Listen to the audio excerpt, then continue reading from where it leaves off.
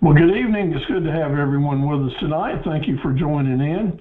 I'm Steve Carver, talking to you from my home office studio in Dunn, North Carolina. And tonight's presentation is starting a new series of 5 Wednesday night classes. Tonight we're going to be talking about 2 different subjects, basically how to price your products and your services, as well as how to stay on top of the competition as you're doing that, and to try to give you a really good understanding of fair market value and how important that is to all of us when we're running our small businesses, to have a good understanding and use of fair market value as we're doing different things. This is my presentation number 1085, and thank you for joining me on my journey, and let me join you on your journey. We'll do all that we can to help you get your business up and running any way that we can. I'd like for you to find me on Facebook. I track all of our students that stay with me and help you promote your business. But if you'll go to Facebook and type in Anthony Stephen Carver and look for this fall scene background, I'd appreciate you coming on board with me and let me know that you're there, and that way I can track your progress as we go through our series as well. I'm not a lawyer or an accountant, just a fellow that's been in business a long time. I'll give you lots of advice, but my best advice is always get a second opinion or even a third before you make an important decision related to your business or your security. That's just a good thing to do. And the best part of that is, wherever you are, especially in North Carolina, there's a small business center near you, and that's a great place to get advice because it's confidential and it's professional. We're being facilitated tonight and paid for by the Small Business Center at James Sprunt Community College in Kenansville, and Joey Wynn is the director there. Her office is over in Warsaw, but thank you so much, Joey, for helping us facilitate all these programs that you do and trying to help entrepreneurs move forward. The study guides there were 7 related to tonight. All of them are important. I suggest that you read them, but one will be tonight's talking points, one on the definition of marketable profit centers, a description of fair market value, and a special one that gives you the time and location for webinars being presented by the small business centers and the Department of Revenue in North Carolina about taxes. So if you take a look at that, you might find it very interesting. And then there's an outline of our 10-hour course that we're starting tonight. Tonight's 10-hour course is 5 nights with 2 topics per night, sometimes combined, on the basically entrepreneurial skills that when you enhance them, it's really going to help you have a lot better control of your business and maybe make a lot more money with a lot less stress. Of course, tonight we're talking about pricing and fair market value. Next week, I'll do a basics on starting an internet sales business. And that's really the basics, what you just need to do to get started and going. I'll give you about 5 different ways that you can start a business almost overnight and start making some money on that. And then we'll talk about negotiating this next week as well. And then we'll move forward with other topics that are very important to entrepreneurs. And we'll wrap it up on Wednesday, December the 6th. That's in this series. And then starting Tuesday night, working with Nash Community College, we're going to have a 12-hour course, be on different nights. The first one on Tuesday, some on Thursday, Tuesday, Thursday, Monday, and Tuesday. So on basic core topics. And on this is one of our what we call Academy Series courses that covers a lot of bases and really gives you a good sound footing to get your business started. And with this program, you'll be able to win and be awarded graduation certificates from the Academy, and also achievement and completion certificates from the Small Business Center. So we'll be looking forward to that.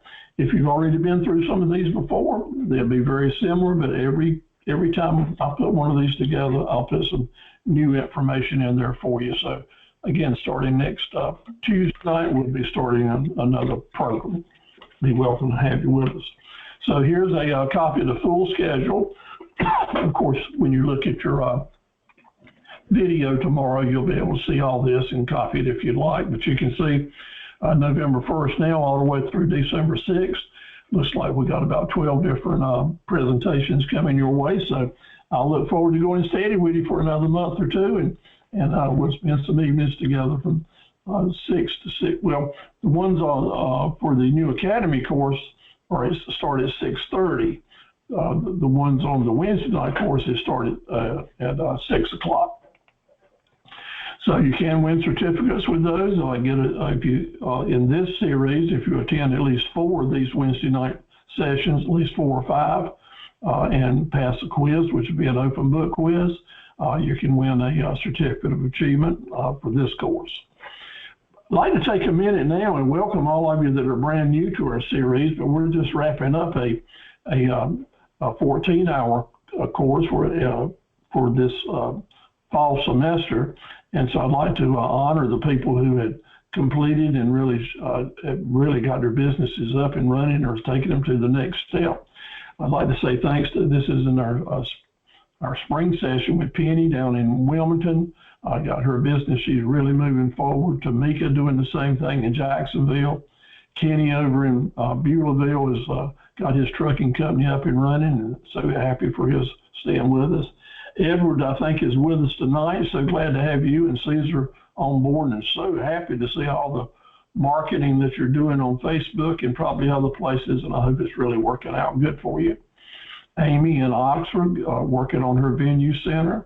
And Sarita's with us tonight. She's a virtual assistant for a lot of different tasks that people might have done. And also, Sarita does our certificates for you. Thank you so much. Felicia and Willard was with us in the spring and getting her family businesses started. Monique in Huntersville, working with her online courses for children. Amanda over in Chicopee, starting a bakery.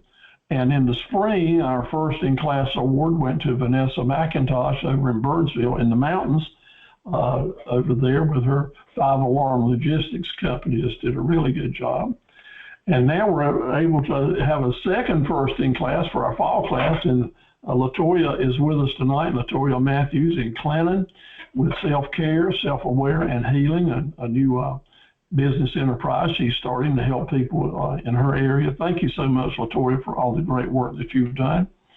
So we got lots of certificates. We are getting ready to mail out on Monday probably. These are the folks that were at James Front getting their achievements. And then we have these folks down at in Bladen County with their achievement awards. And then the ones in Sampson County also more and more achievement awards. People that go the extra mile, they're eligible for extra awards. So proud of them. Pamela with us tonight, Sabrine and Latoya and Janae, all of you did such great jobs, and we're happy to give you, because you went not only got what you needed to get done, but actually are still working and doing more. So congratulations for your extra awards. Tisha in Magnolia has completed several courses now. She becomes a master associate. And Valerie becomes a Master 4 associate, and Sarita is our senior member of the Academy with Master 6 associates. So thank you and congratulations. Lots more certificates went to people that had graduated in different places. And Casey and Beulahville's still working on her projects, doing a great job, as is Annette. Annette, glad to have you with us tonight. Thank you so much for all that you're doing. And Darcy is doing a great job with her work as well. And Sabrine sent me a very nice note today, and I do appreciate it. And Pamela as well, thank you for the note that you sent, and I certainly do appreciate that. It sent us a really nice thank you note, and we all appreciate that very much. Janae in White Lake, getting her wedding planning business up and running, just went above and beyond. Getting a brand new website up, plus lots and lots more. Let me tell you, don't stop. Don't stop just because we're changing series or seasons. Keep thinking about tomorrow. Keep working on your projects. If you came up short on a couple of things to get one of the certificates, you can keep working on it, just like Ms. Jackson was talking, Ms. Edna was talking tonight. I'll be glad to work with you. If you miss something and you fill it in, make it up, I'll be glad to send your certificate. So keep working at it. What we need is you to get started in the program, to become a member of the Academy is your photo, business card, mission statements, naming your profit centers, doing an introductory video, some type of business photos about what you're doing. Have a Facebook page, testimonials, get you your business on a your business at Google account, and then pass your open book quiz, and you can win all types of certificates. So hang in there, we're with you. This week, I'm proud to announce that we've opened up a brand new Facebook page for the Academy, where that I am showing people's pictures and promoting their business. And just looking forward to that. Really like for you to find us on Facebook. That's the Academy of Entrepreneurs and Associates. Join us there, join the group, and follow it and keep up with what all we got going on. And we certainly welcome you along with your other classmates to be there.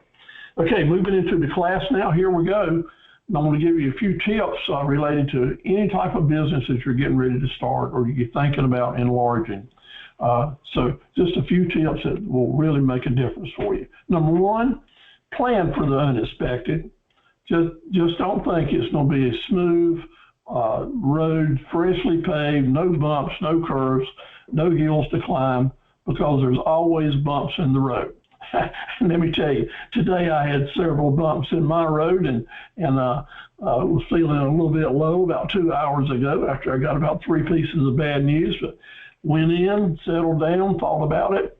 It's not really as bad as it seems, and I'm sure that we're going to be up and running. Actually, because I'm in contact with all of you, and I really thrive and value the support that y'all gave me. Y'all always give me, so, and I try to return it back to you. The unexpected is going to come. It's just part of it. And I just know it and be ready to go forward. And that's why having these skills that we talk about all the time can make such a big difference. Surround yourself with a team of people that you can trust, or at least one person that you can relate to and talk to, because carrying the burdens of running a business and running a life and having children and doing this and doing that, it can become just overwhelming at times. And I know that. I live it. I know what you mean. But if you can have people you can talk to, mentors that you can share with, it goes a long way, or at least somebody just to write an email to and hope you'll get an answer right back. And I'll be that person for you. I get lots of emails every day. I mean, scores every week, and from folks that have been in my classes and are here now. And it's just a pleasure for me to encourage you and interact and share with you any advice that I think can help your places to go to get even better advice. So open yourself up to having a friend in business. It can go a long way. And things will go wrong. Not only can be unexpected, but sometimes just big things that go wrong, and you can't give up. You just got to hang in there and know that you can see it through it. Running a business is like running a life. There's always something new coming around the corner. But the main thing is, to help you put all this together that helps me so much, is that my job, as your job is just to find the endurance to stay in the game. Because with entrepreneurship, staying in the game lets you learn new things every day. And the more you learn every day, the more prepared you are to handle the bumps in the road, and to know that I can handle this, I can handle it, and things will be better tomorrow, and they will be. Especially if you have got the self-confidence and the self-assurance to know that you're prepared and you got a foundation kind of to build your business on. So let me tell you, stay in the game with me. I've been here for 65 years. I plan to be here for another 65 years. I doubt that'll happen, but I'm planning that way anyway, to stay in this game and enjoy every day that I can doing business with lots and lots of people. My job is to be assertive, is to try to encourage and motivate you guys all that I can, and let you know that if you hang in there, things will get better as you go. So that's what we're going to try to do. So moving on now, pricing, products and services. And the way we price our equipment or the way we price the things that we sell, when I sell equipment, the way we price the things that we sell, either products or services, have a lot to do with how we stack up to our competition. So mastering pricing has a lot to do with conquering the competition. So that's where we're going to come from now. Pricing is never a black and white issue, because it changes all the time. It's just not something I can give you a straight answer that this will work and always work, because things change so much. And because of that, that means we always have to stay busy and stay on top of our game. But pricing is a moving target. Prices change and people's fad changes and what they want changes, so we have to do it too. For the last few programs I've been doing this, I've been relating pricing to a salad bar. And I want to encourage you, I don't know if y'all like salad bars or not, but I love a good salad bar, especially if there's a lot of variety.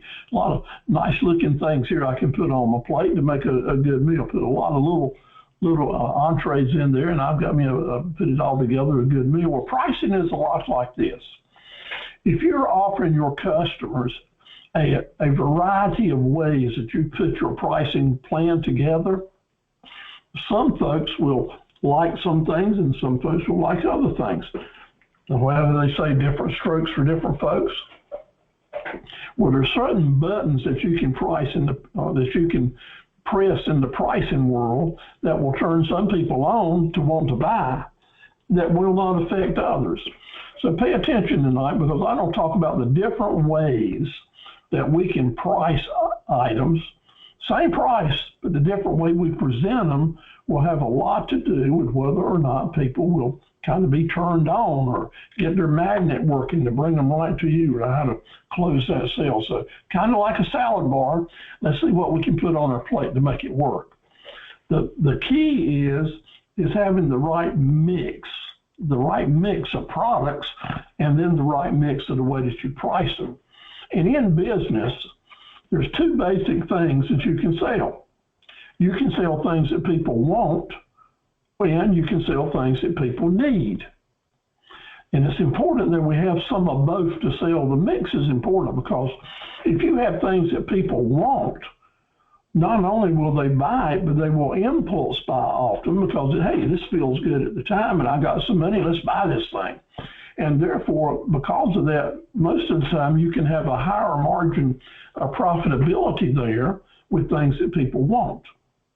However, they may come and they may not. But things that people need that you're offering, things that people will buy every day or every week or every month or several times a year, those items that the people need, they're going to shop a little harder for them, and therefore you're probably not going to be able to make as much profit on them as things that people want. But you need some things that people need. Why is that? Because those are the items that keep them coming back and keep them coming back and keep them coming back, which adds up to sustainability in your business. Yeah, if we can have some products that people are buying from us on a continuous basis, you know what that means? Continuous cash flow.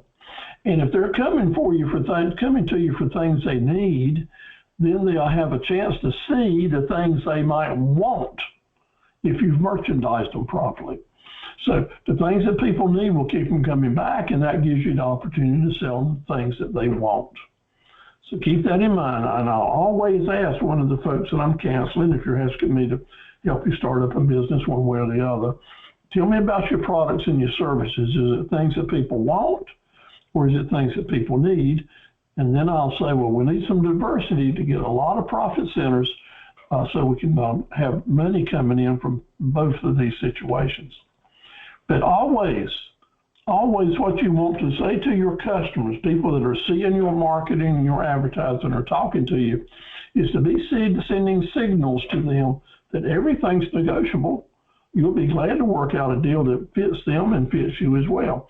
If it's a win-win situation, hallelujah, let's go for it. So keep in mind, everything should be negotiable. If we're saying to our customers, here's the price, take it or leave it. This is it. No negotiating, no hemming and hawing, no, don't even make me an offer. If you don't have the money in your pocket to pay me, just get on out the door. I don't have time for you. Well, let me tell you, if your pricing strategy is take it or leave it, then there's an excellent chance they will be leaving it and go shop for a better deal. Now, they may not find a better deal and they may come back. But if you're just pricing as cheap as you possibly can, and you're saying take it or leave it because you don't want to negotiate, you say, I've offered you the best deal I can offer, then I want to strongly suggest to you that you revisit that position, because my experience says it's going to cost you a lot of money for a long time and may put you out of business. Because if you're saying take it or leave it, you're sending customers away to look for a better deal. That's my opinion. I'm sticking to it. So pricing now, what is the foundation of our gotta do thing? We got to remember, we got to set our prices high enough to allow us some margins to discount and negotiate. We have to set our prices high enough to give us room and margin to discount if we need to, and to negotiate if we need to. Now, I want to tell you right now, I don't want you ever to give a discount. But the rest of the story is, I don't want you ever to give a discount that you didn't plan to give. Because that is a part of the marketing and giving yourself the ability not to say take it or leave it, but hey, let's see if we can find common ground here. Because if you're leaving that door open to find common ground with a customer, then people will take advantage of that, not of you, but take advantage of the opportunity to talk with someone and find a price that you both can agree on. So we'll spend some time right now, and we'll spend about an hour on this subject, then we'll go on to fair market value. But building up to an advertised price is your key to pricing, whether it's products or services. And I want you to remember that the price that you actually show the world is not the price that you're looking at here on your desk as you figured it out. But the price you show the world needs to send some messages. And that is, here's the number. I'll be glad to take this. You can write me a check for this right now and I'll be happy. But I want you to know the way you price it is with adding a few words can make a world of difference.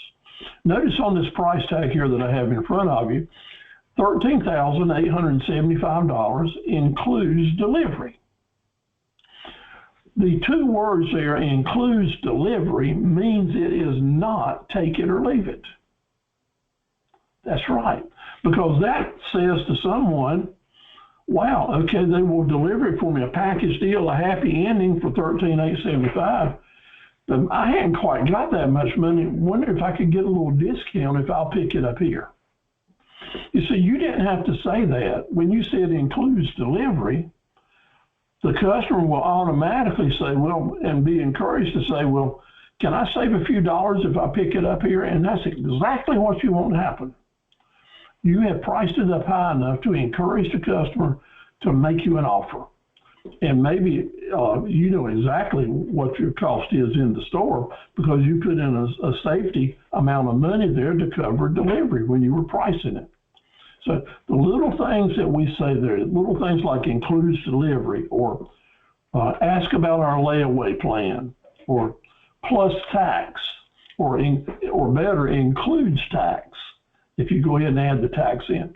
Those types of little statements are saying, let's talk about this thing. Maybe you want to save a little money, maybe we can do that. Very subtle, but very, very powerful.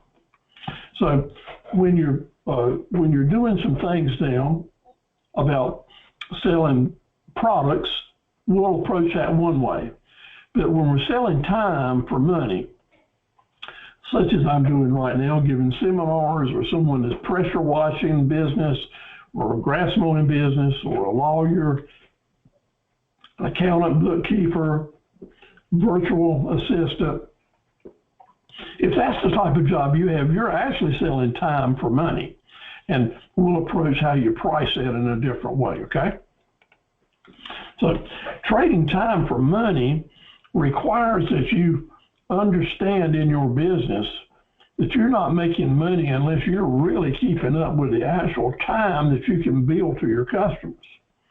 Folks say, oh, I put in a long day today. I worked 8 hours today, so I put in a full day, and so that's really important. And it is that we all work hard and put in the time that we have to do, but when you're selling time for money, you need to be keeping up and tracking and really focusing on the time that you can actually bill the customer for your services, because that's what's going to pay the bills. And so your most valuable tool in a business where you're selling time for money, you know what it is? It's your calendar. It's your calendar. It's not the pressure washer you were using, or it's not the sewing machine if you were sewing. It's not your paint that you're using if you're painting. It's actually how much time were you there that you're going to actually get paid for. That's the key to time for money. So let's kind of look at this for just a minute and think about it. Let's say that your personal income goal, your pricing issue now for selling time for money, that you, and I've just used the easy figure here to work with. Let's say that you want to end up after a week's work with $1,000. You want to end up with $1,000. Well, I want to tell you that to end up with $1,000, probably, and I've just used some examples here, that you're going to need to sell, you're going to need to generate probably $2,550 in this particular business to end up with that $1,000. So let's say your cost of doing business is about 50%, so $2,550, that would be $1,275. And you don't have some taxes to pay, maybe $204. You got some insurance, maybe $71. So if you earn $2,550 and you take these deductions out, that would help you end up with $1,000. Now, this is an example, and your example may be this or that or a little bit different, but the key is that you know that you have to generate a lot more money than you actually want to end up with. That's where I'm coming from. And in planning your business, planning that budget, that's what we need to do. So let's say that we're going to use it as an example, that you got to sell $2,550 worth. Now let's talk about the time situations. So let's say that you were at work 40 hours. You put in a long week, but the time that you spent selling was only 15 hours. The time that you actually spent with the customer earning money that's billable was only 15 hours. And we look at a chart here that says 40 hours versus 10, because a lot of us are doing side hustles, or we're only working not 40 hours a week, but maybe only 10 hours a week in our business, or 30 hours. So your situation will be different. I know that, and you have to apply the difference here. But it's important that I encourage you to know that it's that billable time that's important, because if you were working 15 hours during that time, you would need to be selling $170 worth of whatever you're selling time-wise per hour. $170 per hour, okay? And if you were working only 10 hours, you would need to be making $850 per hour. So the whole point of this is for you to determine how much money you need to charge per hour. It all gets back to what your income goal is to end up with, and also what your cost of doing business is. And when you know those two things, you can put them in a simple formula and determine how much per hour you need to be charging to get to your goal. So maybe you're going to spend a little bit of time, but you still have that income goal. So what do, Steve? Then it's time to delegate and either hire some employees and let them generate the income for you, and you get a piece of that pie so that you end up with your $1,000. At any rate, by taking your numbers and breaking it down to how many hours you're going to be working, how much per hour you're going to be getting, you can determine about how much money, pretty much guess, how much money you'll end up with per week or per month. So getting back to your calendar, if you're already planning to do certain things on certain dates, if you've got appointments set up, then you can look at your calendar in advance and determine a good idea about what your cash flow is going to be, how much money you're going to have to work with. And this is also important that as you start talking with your customers and making appointments and such as that you determine how much money per week you've got calendared to come in. And if you've got a week that's filled up with appointments and someone wants to talk to you, you automatically go to your calendar and start suggesting what dates will best suit you so that you can have the cash flow you need and then work it out with the customer to make it happen. Really important that you always are focusing down the road. Like right now, with my customers, I'm working with my equipment company customers. I sell equipment on the internet to implements to folks, and they're wanting their equipment to come in. Let's say they're buying hay tools to do their hay, make hay next year. We want to make sure they get that equipment in before a certain date in 2024. But I need to get it in by a certain date in 2023 to make sure I've got it in hand, and then talk about when they need to pay for it and such as that. I'm always looking at the calendar. In my teaching business, where I'm giving webinars, I'm looking well into 2024 now. We're picking out the different days that I can give classes so that I'm not interfering with others, and be able to work in as much cash flow as I can so that I can pay my bills. And y'all would be doing the same thing in your businesses. So mastering your calendar is so important. And here's something I need to say to you. Where is the most profitable customer to you if you're selling time for money? And you're going out and making the appointments, and you're going to their location. The most profitable customer you can find is the one that lives next door or close to the person you're working for today. Yeah, proximity is really an important factor when you're selling time for money if you're out in the field, because doing that, you're going to spend a lot of time riding and a lot of time for gasoline and transportation charges and on the road time. Because on the road driving time is usually not time that you can bill to your customer.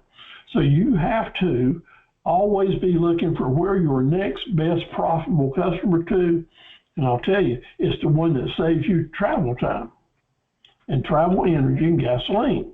So keeping that in mind will help you plan your marketing campaign on how to get in touch with those customers that you'll be able to make the most money by serving.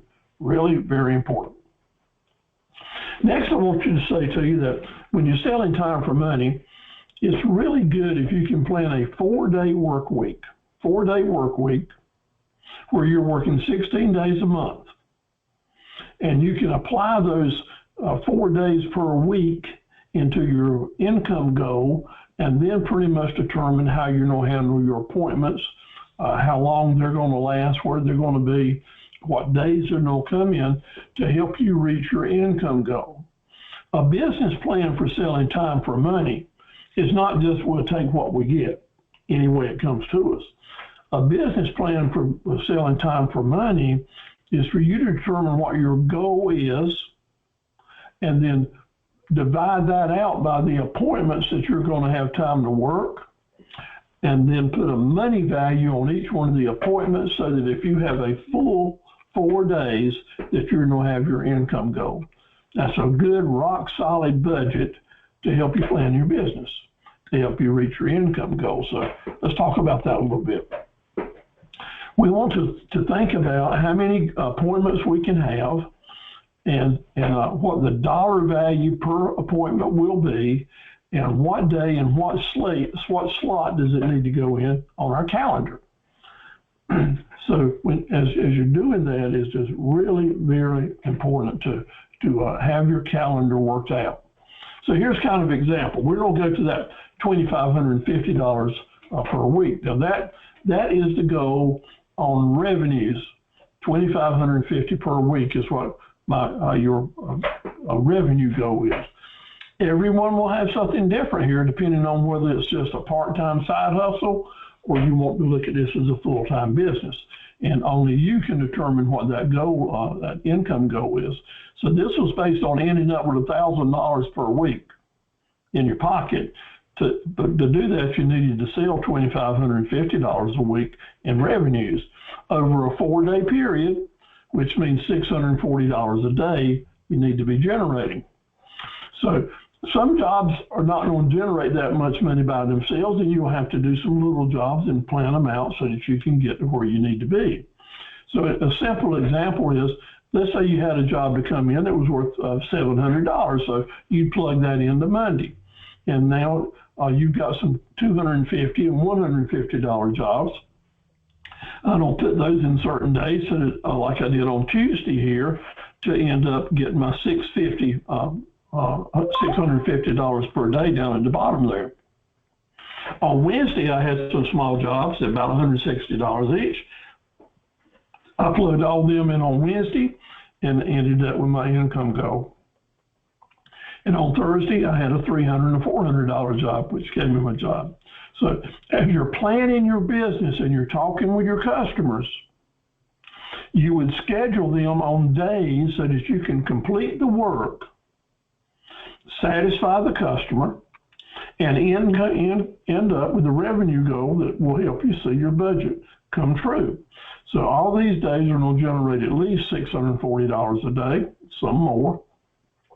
And maybe you could work in some other things in addition to that, but at least you know by planning your calendar like this, you're going to be able to get to where you need to go. I want you to picture with me and think about now the dentist appointment. The last time you had a dentist appointment, they called you every other day, making sure you knew what day and what time you were supposed to be there, right? I mean, dentists are really good about calling you and reminding you about your appointment. Why do they do that? Because they want you in a certain chair at a certain time, because they know you're going to generate, because they know what they're going to be doing to you, a certain amount of money. Every dentist office runs the same type of program like you've got on your slide right here in front of you. Just represent that as different chairs, different times a day. They know how much the value of the different kind of work is going to be, and they will plug you in so that that chair stays full all day long, and they're going to earn a certain amount of revenue every day to end up with the weekly budget they have to be profitable. We need to run our business the same way. So in whatever selling time for money business that you're doing, you have to give this some consideration. Now, Edmund is with us tonight, and he's been in the contracting business for many years, and he travels a lot. He has to travel a lot, and he does a lot of different kinds of jobs. And I know in my heart that he uses some type of formula like this to plan his work down the road so that he can keep his revenue coming in such a way to pay his bills and make profit and pay his employees. Everyone that's in the selling time for money business has to do this. And all of our business will become a little complicated, because not only are we selling our time, but maybe we're selling other materials that goes along with it. And when we get into selling those materials, they come into a whole different scheme on pricing that you have to be aware of. So the challenging question right now, though, is, let me ask you this. We don't have a challenge question here, quiz. Your targeted income after expenses is to end up with $1,200, $1,200, $1,200. And I'm going to tell you that your expenses are going to be $600 a week. So you want to make $1,200, and your expenses are $600. And you're a part-timer here, so you're going to be on the job for 3 days, 12 hours per day. 3 days, 12 hours per day. So the question I need to ask you is, how much per hour do you need to charge to earn your $600? Okay? Think about that a minute. Put the pencil to it. You want to end up with $1,200. You're going to have to spend $600 expenses. You're going to be working 3 days, 12 hours per day. And I'm asking you, how much per hour do you need to charge? See if you can figure that one out right quick. I'll give you the answer in a minute. Because all of us that are getting into business of selling time for money, we need to break it down in a similar way to this to determine how much per hour we need to charge. So let's take a look at it now. Any guesses? Everybody got a guess? So let's look at it. We need $1,200. We're going to spend $600, so we actually need to bring in $1,800. We're going to be working 3 days, 12 hours per day, so we're going to be working 36 hours. And if we divide the $1,800 by 36 hours, we automatically know we need to be charging $50 per hour. So whatever type of situation you got into, you can usually simplify it down to as simple as this to determine what you need to be charging to end up with your income goal. Okay? I hope this helps you. So we got 36 hours times 50 is $1,800, less 600, that leaves us to 1,200 that where our goal was. Let's talk about selling some products now, okay? Pricing those products. I want to tell you, first of all, the main rule in the 10 commandments of being in business selling products is if you cannot buy it right, you can't sell it right. And in order to be able to sell it at an attractive price, you need to purchase it at a very attractive price. Yeah, your determination on how good you're going to be able to sell a product or how much product you can sell down the road has everything to do with how much you have to pay for it to begin with and how much overhead you're going to have to add to it before you can sell it, getting back to our last discussion. So the rule is you can't sell it right if you don't buy it right. And we need to buy below FMV, fair market value. Now, later on tonight, we're going to talk a lot about fair market value. Right now, I'm just going to use the term. But our goal is to purchase below fair market value because we want to sell it above fair market value. So it's absolutely imperative that you know what fair market value is and how it affects your products in your business. Maybe you're just getting started in the business world, and we all have to start somewhere. So through the years, I've learned that this can be quite helpful. I use it myself, and you might be able to use it as well. If you have no experience in selling this product, then you might want to consider whatever it's going to cost me, I'm going to multiply it times 3, and that's going to be my selling price. I call it the 3 times rule, just to simplify it. If it costs me $30, I don't sell it for $90. If it costs me $100, I don't sell it for $300. That is a good rule to use to get started and know that you're going to be safe, okay? Safe. You may not be competitive, but you're going to be safe. But you know what? Sometimes you're going to be very competitive. So I tell you that, just don't always say this won't work because nobody can make 3 times your price. Well, you're wrong because less times you can. So let's see how that would work. We'll take whatever it costs us in the 3 times rule, and we'll sell it for 3 times what it cost us, and that leaves us 1/3 to cover our cost. That leaves us another 1/3 to pay for our overhead and cost of doing business. And thank goodness that leaves us that last 1/3 for profit and to pay taxes with. So that's how the system would basically work. But after you come up with that price, then you have to test the market because this is just getting started. You need to see what other people are paying, what your potential customers are willing to pay, see what your competition is doing about these prices, and then can you get a good potential market share at this price at the 3 times rule. All these are variables, and all of them may have you to change your price up or down. But then we're going to apply our marketing strategies to see how we can get that part that out there, how we can use different pricing strategies to work for it, and always remembering how does this shape up with fair market value? How's that price tag going to look? such as that. How much flexibility would I have with a certain price that I'm putting at it? But the 3 times rule will keep you safe and give you the ability to adjust accordingly. So remember again, I mentioned fair market value. So let's even early on now determine what is fair market value.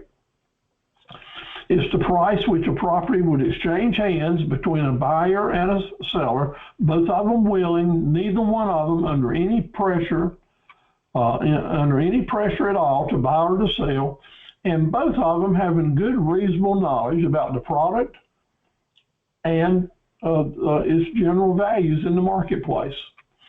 So that is the law. In this world of everybody having all these different kind of prices and all these different kind of values that anybody could put on it, fair market value is the only one that's actually written into the law, into the regulations of doing business. So you as an entrepreneur, someone in business now, welcome to the business world, really need to own a good understanding of the meaning of fair market value, because it is the only one that you can really put your knife and fork into and consider it. It's the meat. Everything else is the fluff. So fair market value we don't use a lot, and we don't talk a lot about it, because in every business, it can make a world of difference in how profitable you are and the way that you run your business. So now let's get back to that advertised price that we talked about. Remember, we're going to put that advertised price out there in such a way to encourage people to talk to us. So how do we go about building up to that advertised price? Well, number one, I want you to look down at the bottom, which is advertised price. See it down here, right here? That's what we're going to end up with. But our work really starts up above that, and there's 4 steps. There's 4 steps in most businesses to come up and with the ingredients to add up to that advertised price, which we show to the world. This other stuff we're not showing to the world. It's the secret of entrepreneurship and doing business. And no extra charge. I mean, this is a $1 zillion lesson for you, but there's no extra charge. It's just part of the plan tonight. Keep it to yourself, though. This is your business and nobody else's. First of all, number one, I want you to know what your actual cost of your raw material is. What's this thing costing you? What are you having to pay for as your invoice price or your raw materials? And once you know that, you know how much you got in it. Then I want you to come up with the bare bones cash money that you would sell it for. In other words, if you had to sell it and you were under pressure to sell it, but you wanted to sell it and not lose any money, add a little profit to it, and that would be your bare bones selling price, cash price, bottom dollar, as people would say. And then take that number, write it down, and then consider, well, my next step up, that is my next step up after negotiating with somebody for a couple of offers, let me add a little bit more money there and call that my step number 3, or my deeper discounted with a reasonable margin. In other words, that bottom dollar, I wasn't making hardly anything on it, but enough to pay my bills maybe.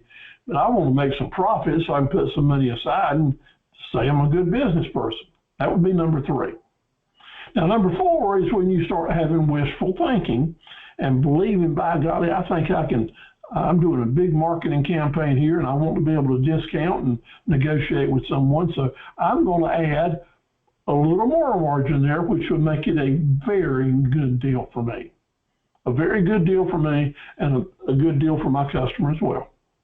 Okay? You got that?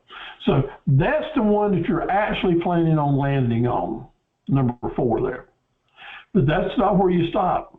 The next thing you got to do is add a little more for your advertised price, because everybody's going to expect some type of discount or some type of negotiating room if you present it that way. And sometimes people will just be glad to pay you your advertised price. And if you don't mark it up, you're certainly not going to be able to make that money. So in addition to number 4, I'm going to add a little bit more to give me some negotiating room. And that is my advertised sale price. That is it. That's my advertised sale price. So that's how we basically use those 4 or 5 ingredients to come up with what that advertised price is. Start at your cost and then start adding different levels of profit to it.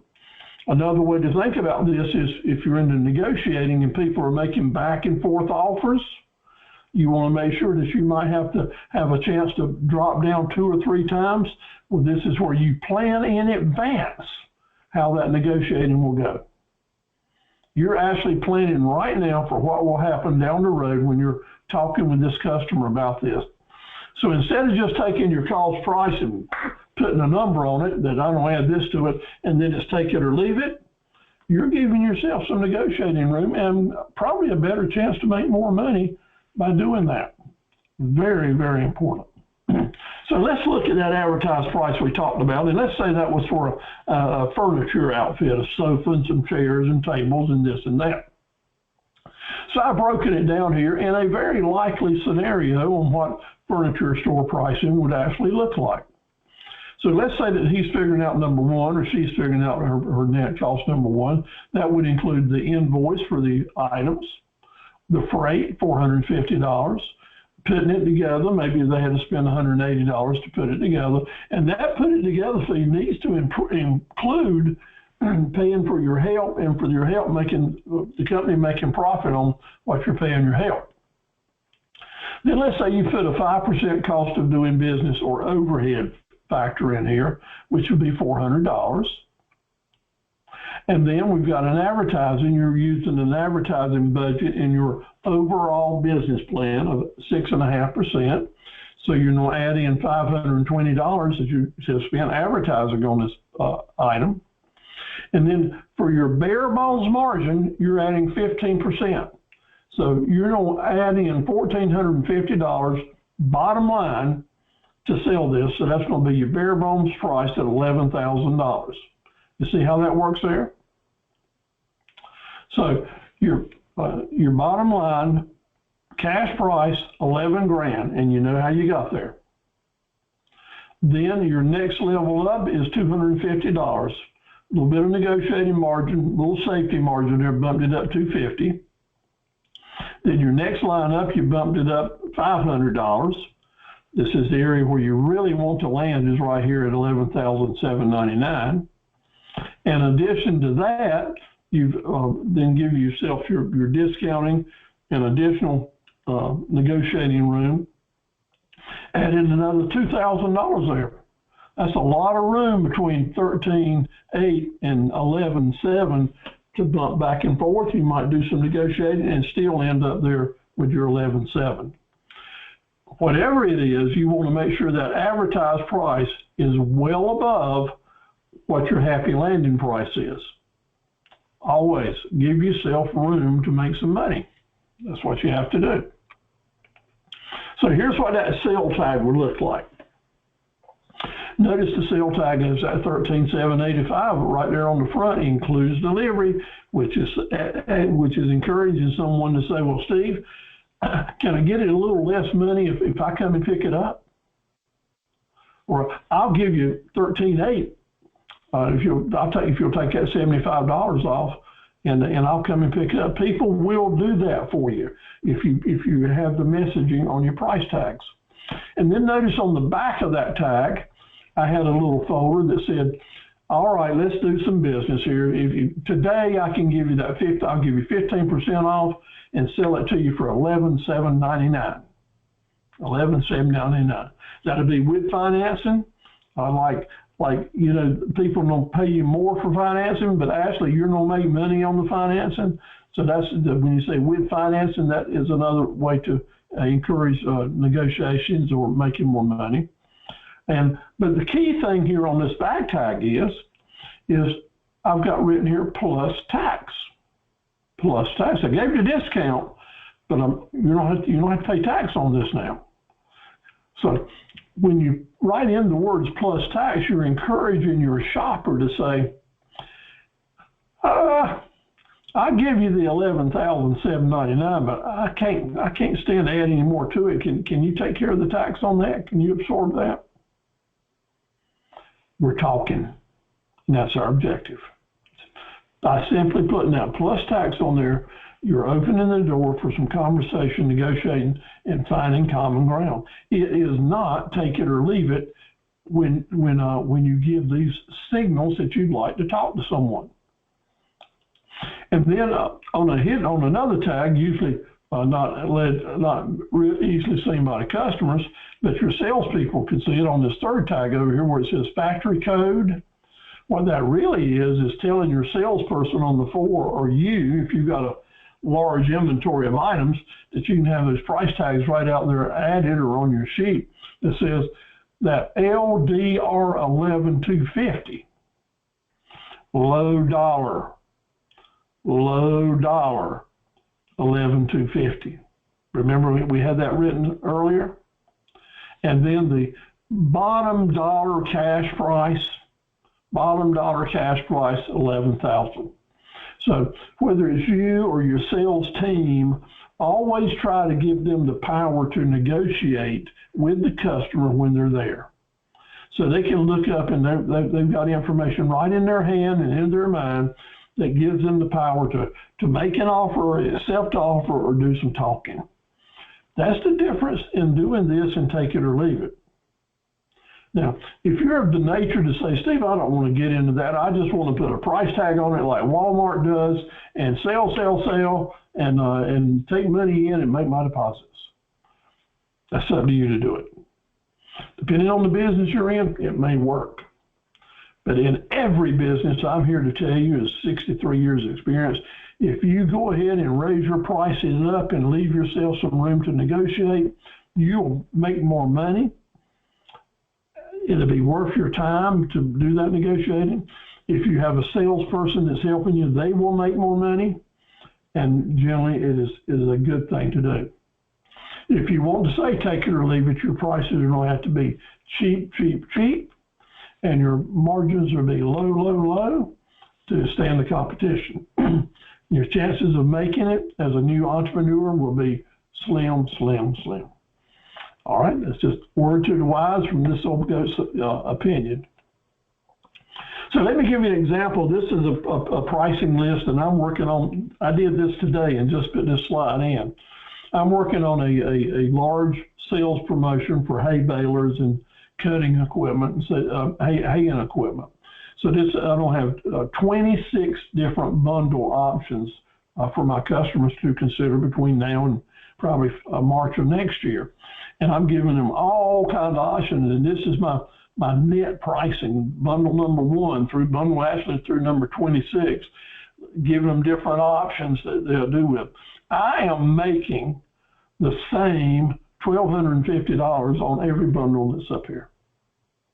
But by pricing it different ways and showing that. Now, what I haven't shown here is the retail price of this bundle, which I'll be, after I look at all these other bundles, I'll multiply it times 18% and establish a retail price over here, which would be my advertised price, but also I've got my bundle price out here too to encourage them to go ahead and buy the bundle. So the more numbers you can give them, then the more conversation you can generate, because they'll see these different model numbers, some mowers cutting different widths and such as that, and that will create a lot of conversation.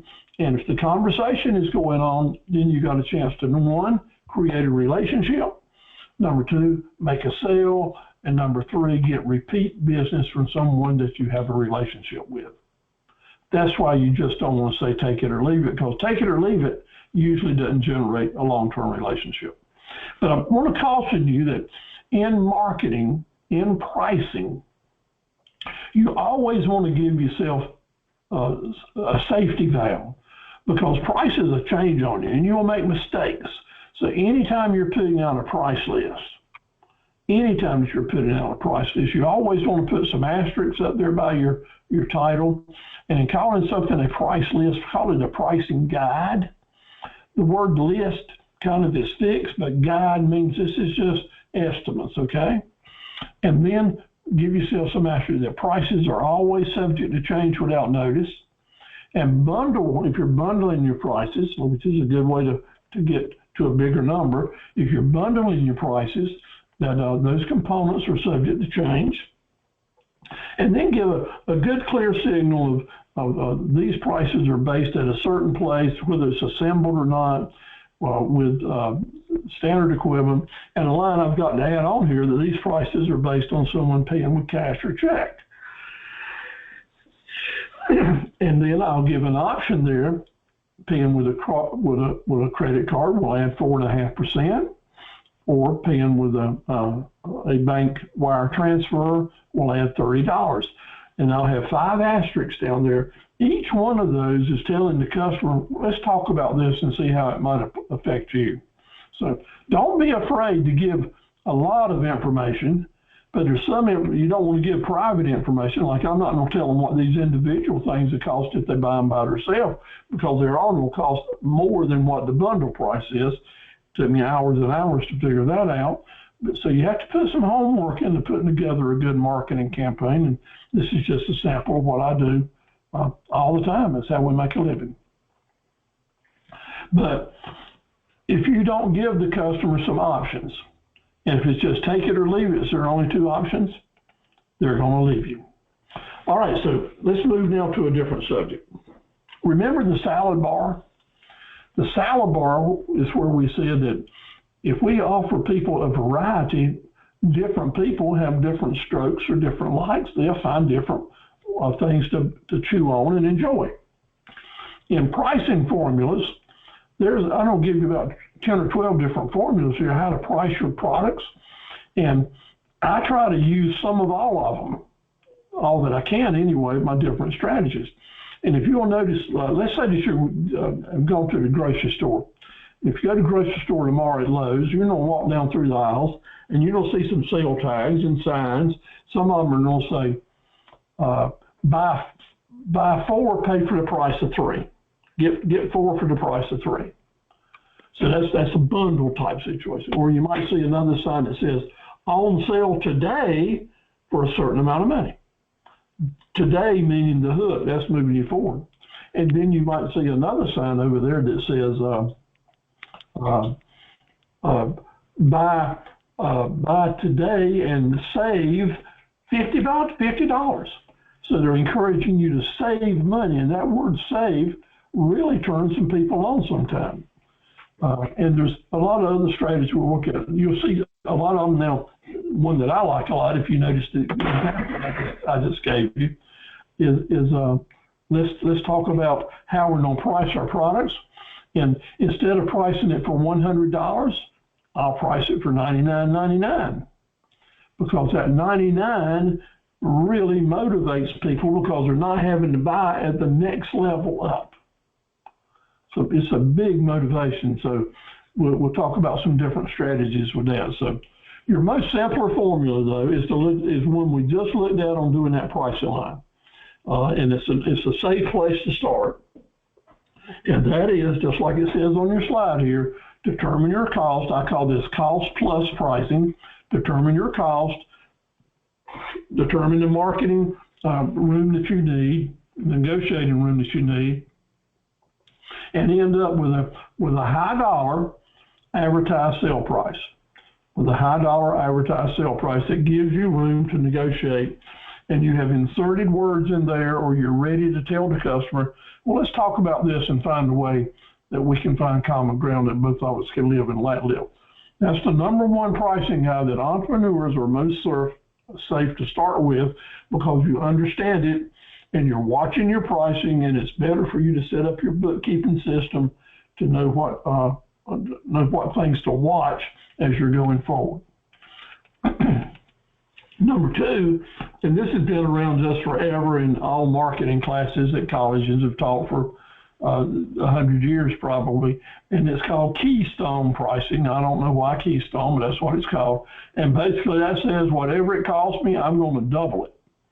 I'm going to double it. It costs me 50 cents, we'll sell it for $1. It costs me $100, and we'll sell it for $200. So that's keystone pricing. That's what that's called. And that generally would make me think that it would be 100% markup, but somehow in the business world they call it a 50% markup, just as a matter of choice. But generally, keystone means doubling your price. And some businesses that works just fine and keeps it real simple when you're doing things. I guess it has everything to do with what your competition is doing. And then there's that term MSRP. You hear that a lot when you watch your automobile and your truck commercial. The MSRP is this. A lot of appliances, electric appliances for your home, may use the pricing that says MSRP. What that is suggested manufacturer's retail price.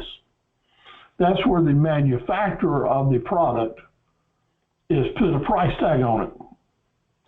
And dealers that operate with dealer agreements generally agree to honor those manufacturer suggested list prices in their advertising. So some do, some don't, but that's what that's all about.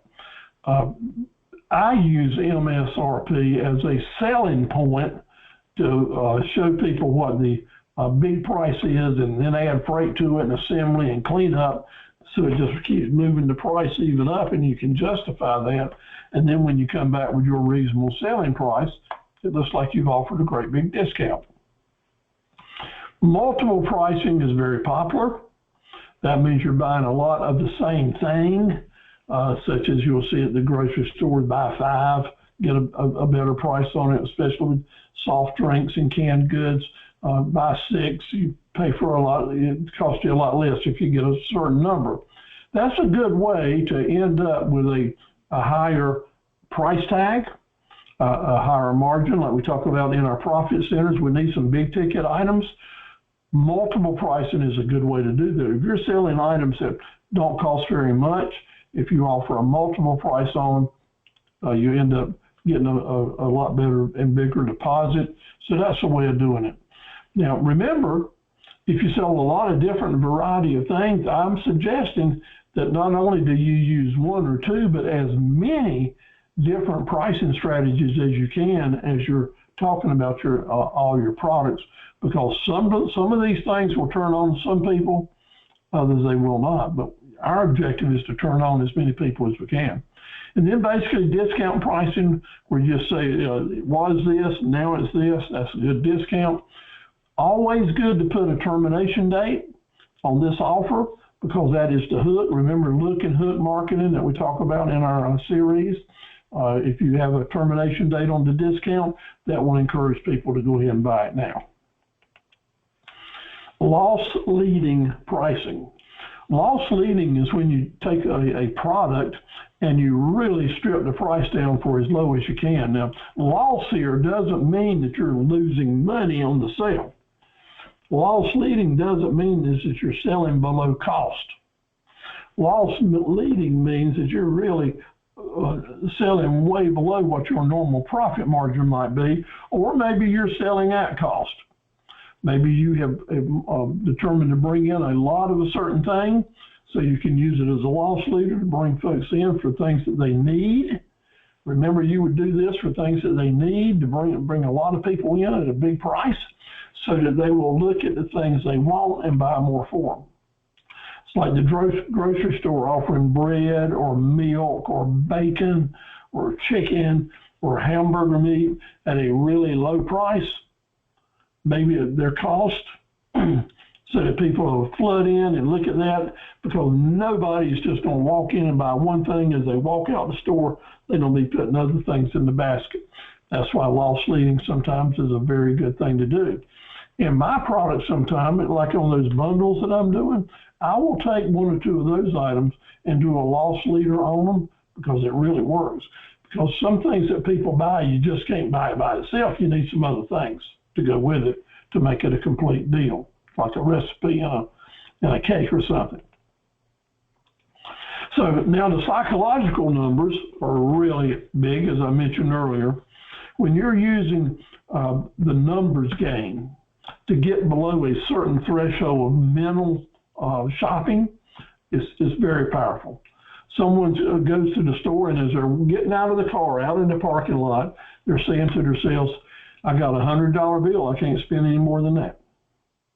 And you walk in the store, and what they're shopping for is priced at $101, $110, $115, $149, and then here's an item that's very similar to it at $99.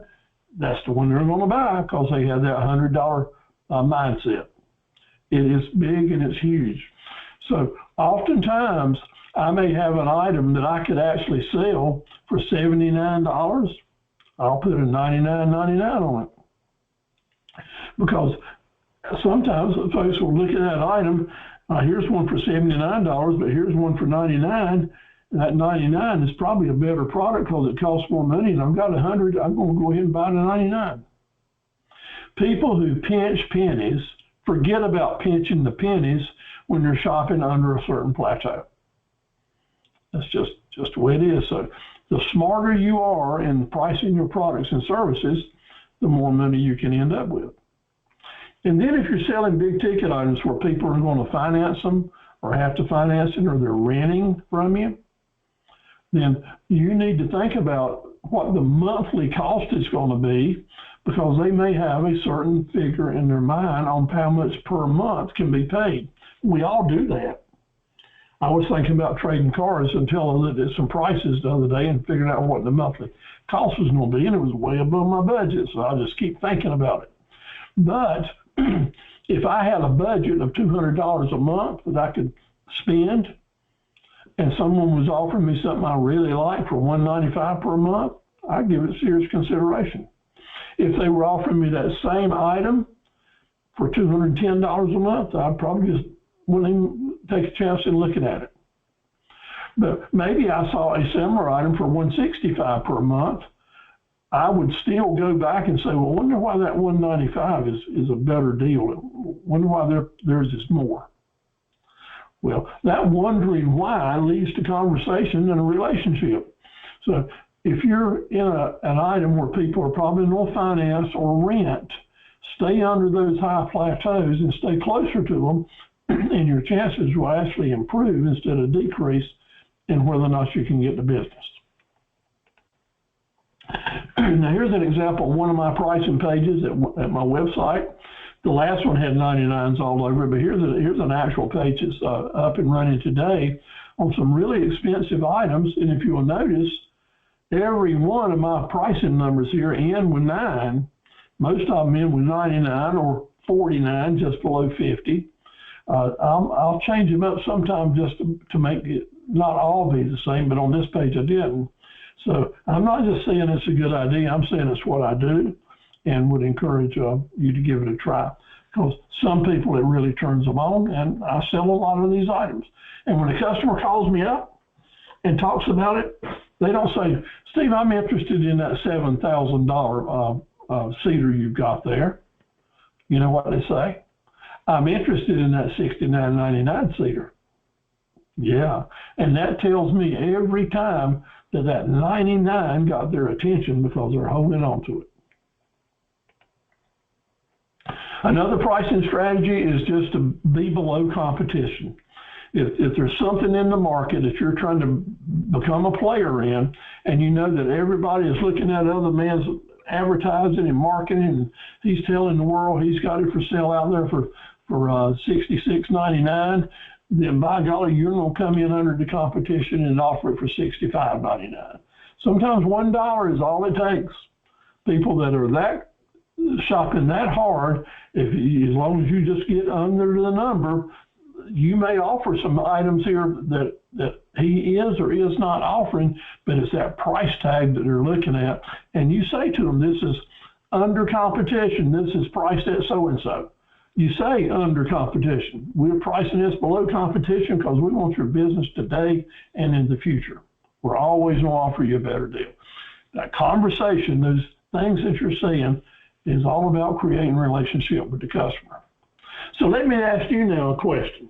Let's say that your product, you've added up the numbers in your product, you can sell your product for $179.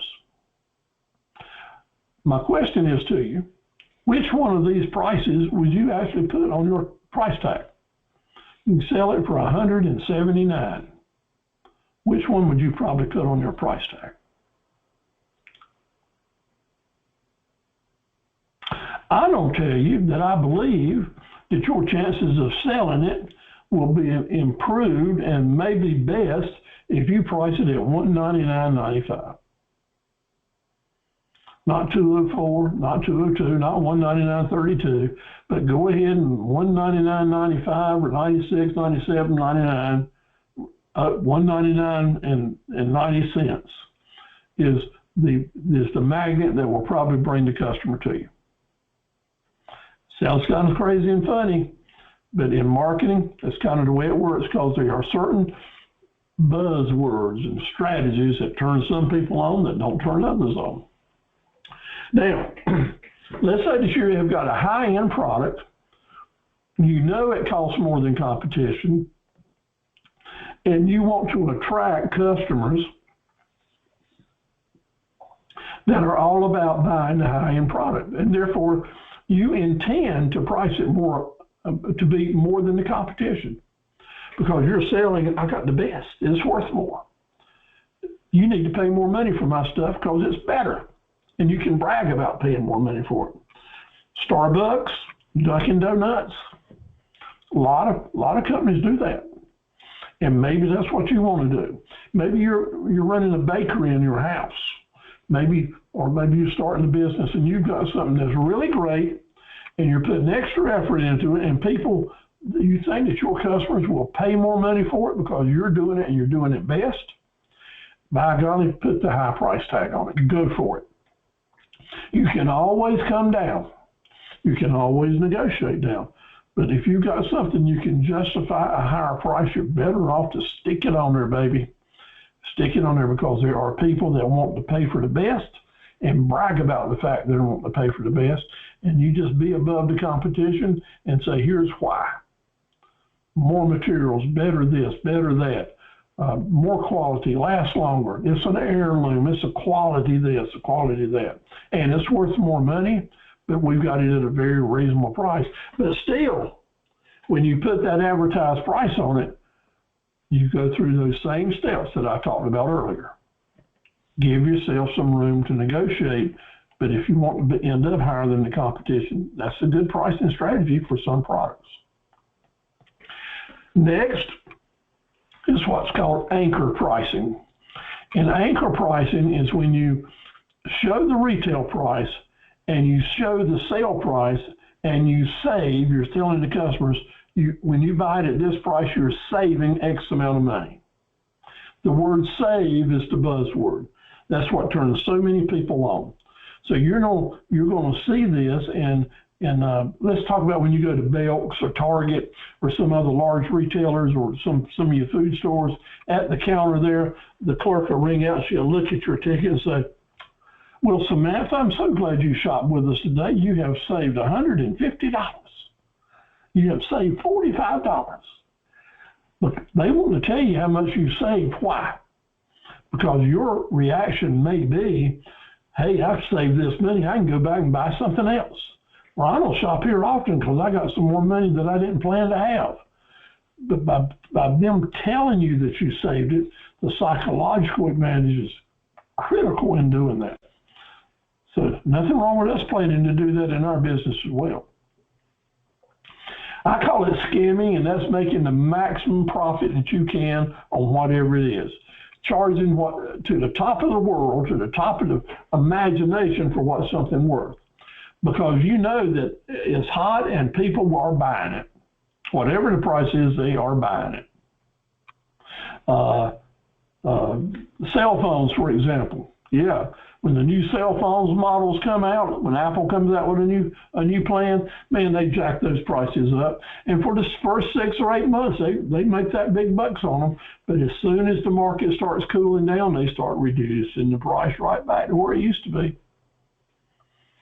That's heavy-duty marketing for people that are manufacturing hot items, so to speak. But remember, take it or leave it is always telling the customers to go shop somewhere else. Now let's talk about conquering the competition a little bit. You conquer the competition by using those pricing strategies so that you're outfoxing them. You're offering the customers more ways to buy, more things to talk about, more ways to be a part of their pricing. And when you do that, you're beating the competition. I hate to lose. I hate to lose a deal and work hard to do it. But I want to tell you who your most dangerous competition is. It's ourselves. There's plenty of business out here for all of us.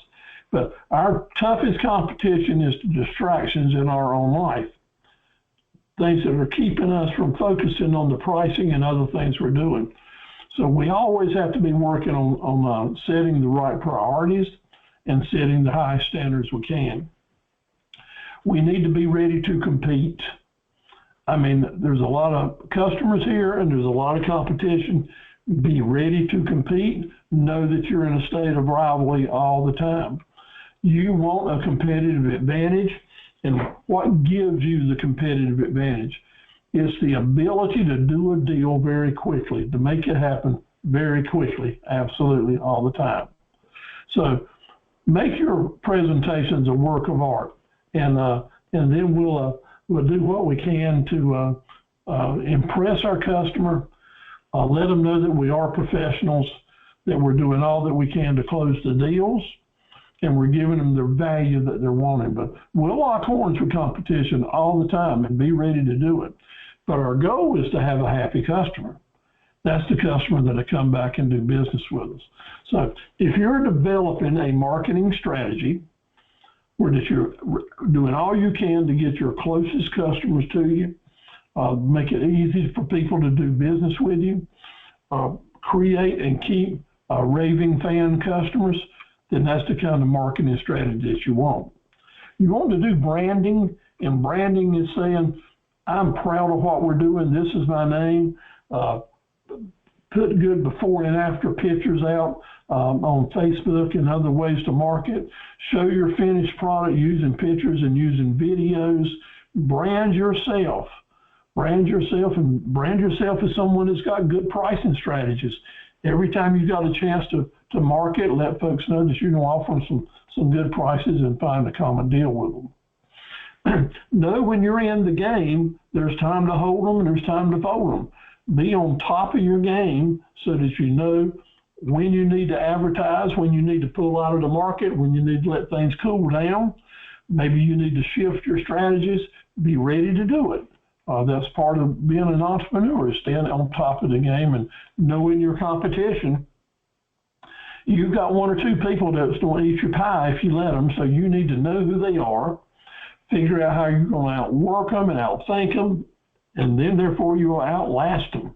Remember I said earlier that finding the endurance to stay in the game, that's the key. Because staying in the game means that you're going to watch your competition fall by the wayside year after year.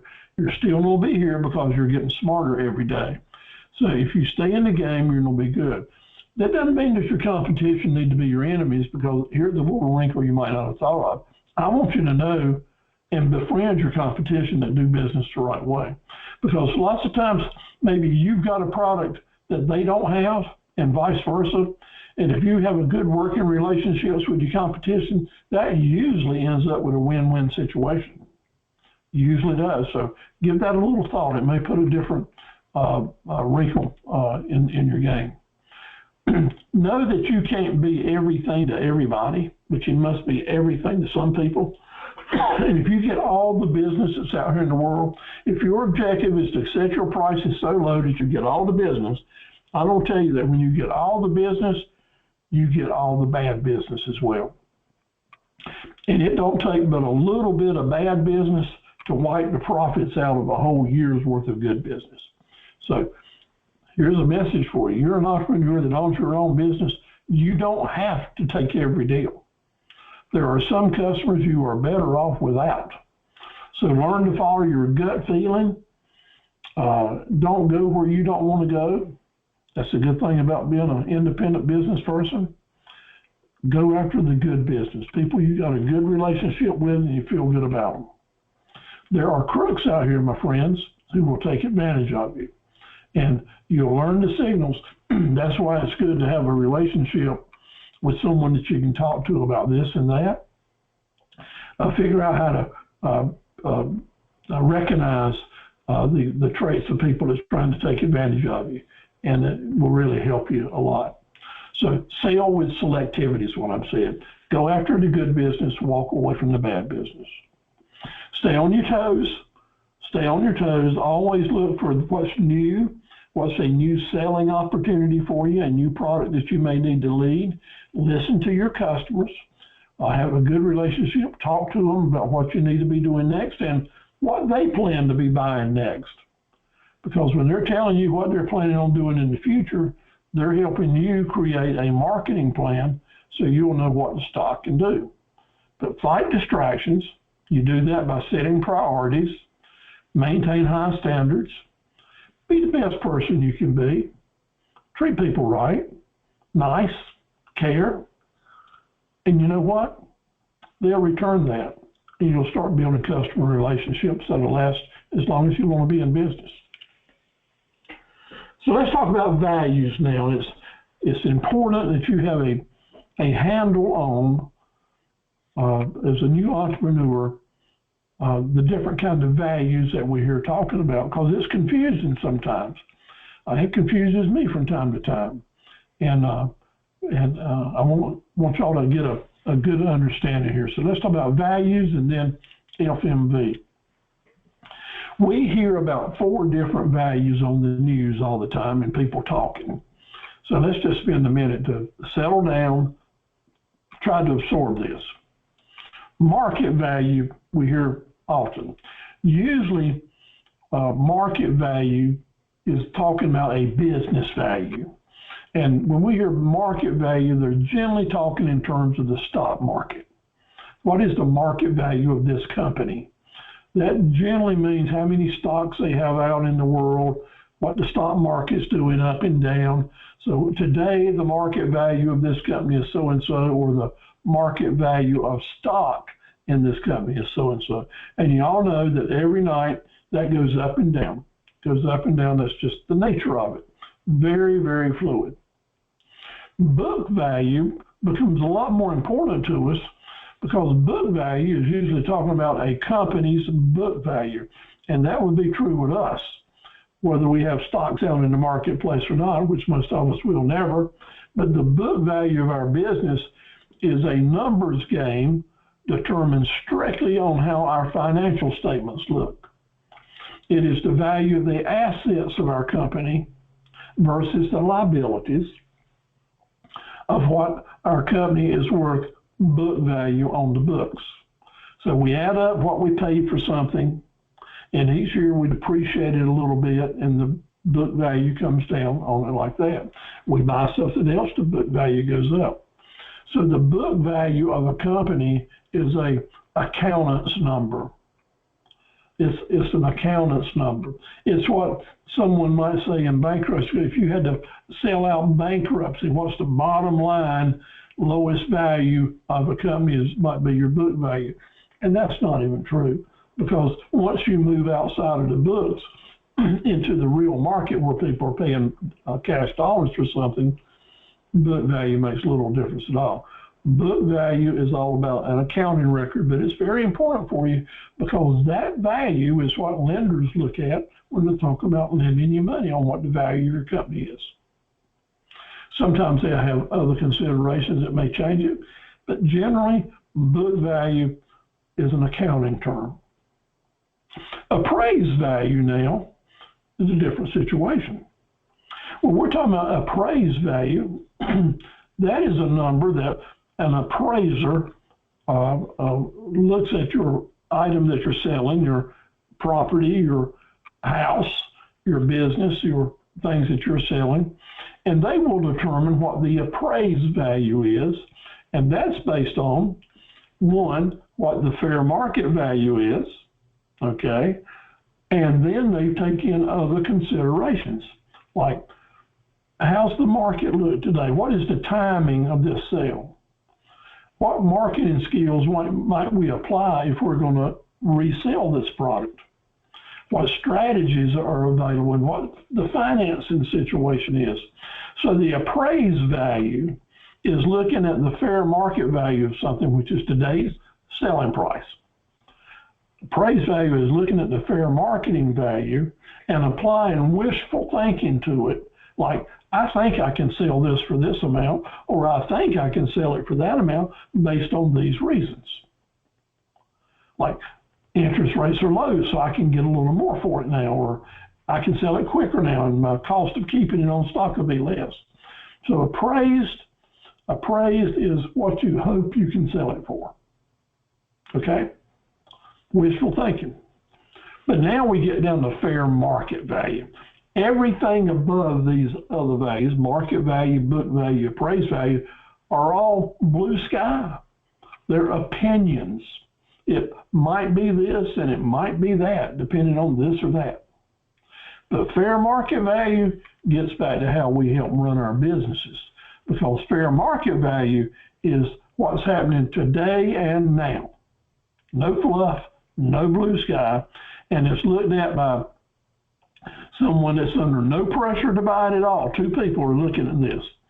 Under no pressure to buy it, they know the game, and they come up with a value of what they think it's worth today with no pressure, no blue sky appraisals.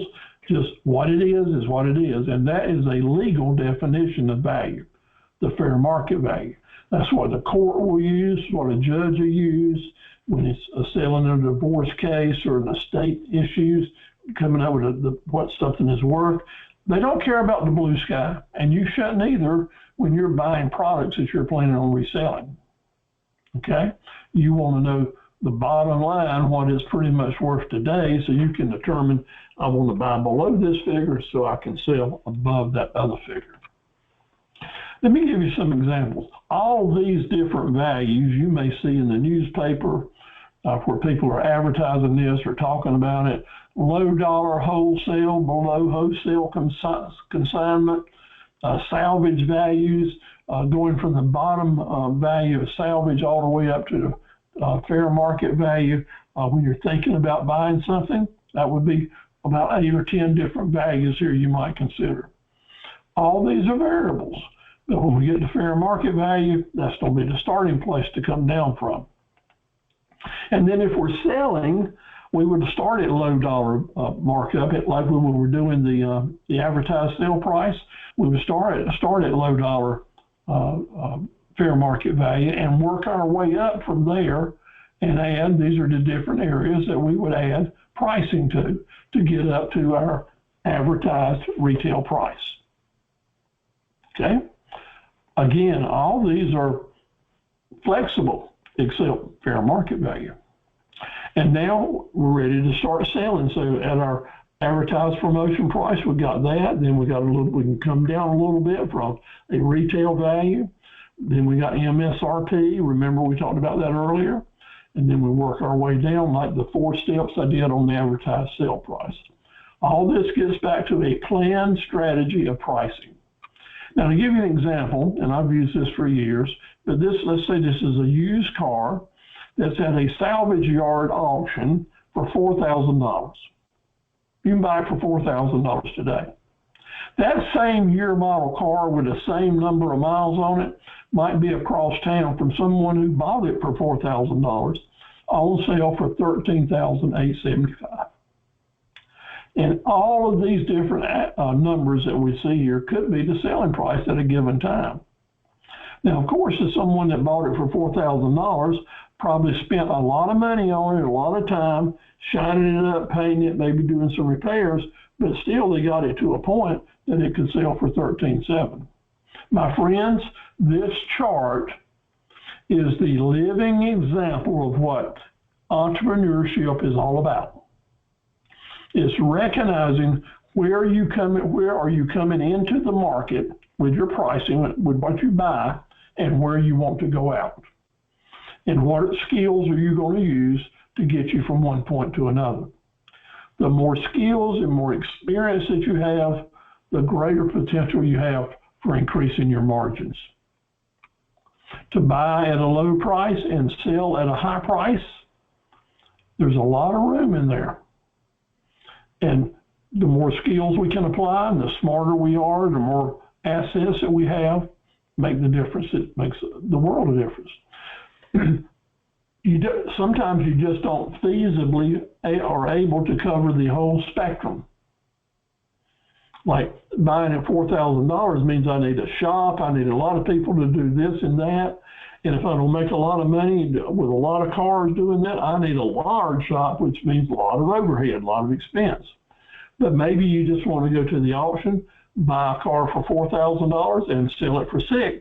Very easy, take very few risks. If it don't sell, carry it back to the auction, get you another one. That's the way most used car dealers work.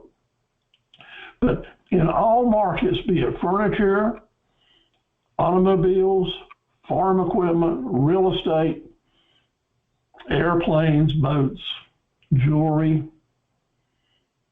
farm products, especially produce, all these markets come into play. So as you're learning your game, as you're learning your business, is to find points that will help you buy lower and sell higher.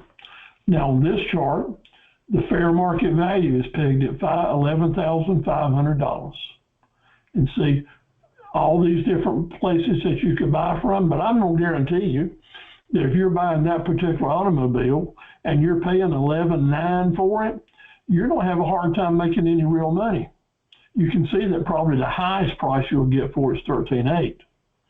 But if you can buy it for down as low as dealer invoice for $10,000, or for a little bit used price from that for $8,500, then you got a lot of room there, more room to make just as much money with less risk, less investment. Pretty much always, if you buy below fair market value, you can sell it at fair market value. People will buy that with a good marketing campaign. So that's why fair market value is so important for every independent entrepreneur. So the key here is the no pressure. You don't want to place your fair market value if there's any pressure involved. Why is that?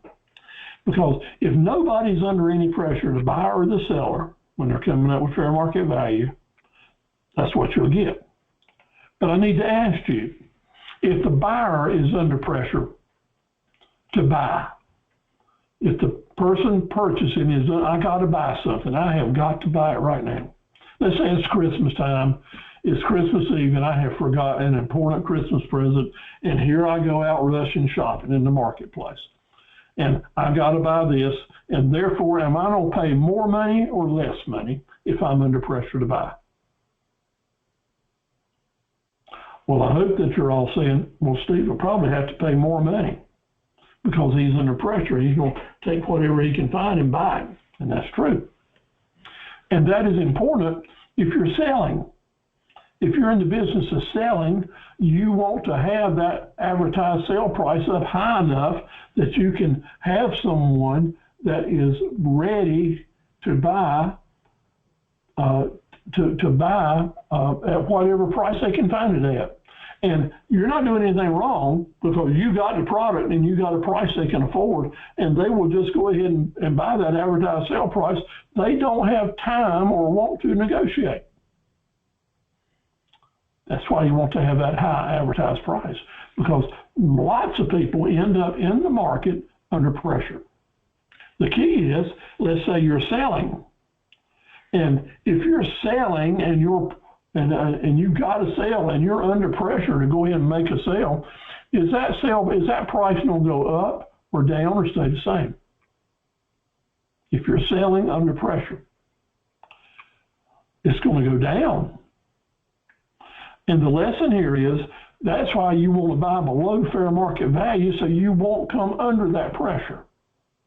That's why you don't want to buy more stock than you feel like you can sell within the time that you've given yourself. That's why you don't want to overstock. That's why you want to recognize what the market is doing. If the market is moving away from something you've got a large inventory of, you're under pressure to get rid of it, which means you're going to lower the price. So we want to stay out of that situation. But knowing that it's going to come at us sometime, because that's the way it happens, if you set your prices up high enough, you're able to negotiate down and recognize what you're doing and still stay above fair market value. Now, these are lessons that some people never learn before they go out of business. And these are lessons that people do learn as they go along, and certainly after you've been in business a long time. didn't want you to have to wait a lot of years to learn this. You know it tonight, and it's so important. But if there's no pressure, what happens? Fair market value. That's the main lesson we're learning tonight. So I see you got a lot of information in the chat board here. We'll stay on board a little bit, a few more minutes, and we'll talk about things. And I will answer the chat lessons tomorrow with email. But if you didn't get your study guides, I want to email them to you.